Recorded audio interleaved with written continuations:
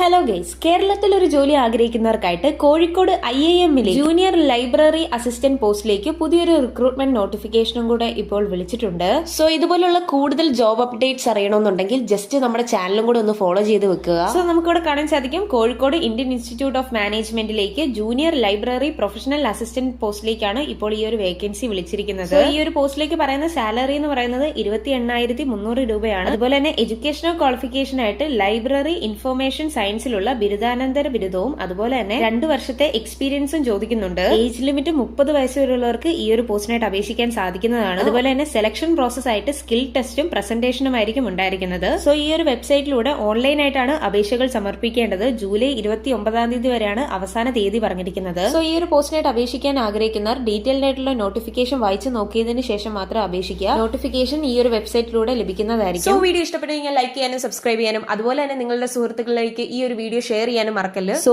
Thanks for watching this video.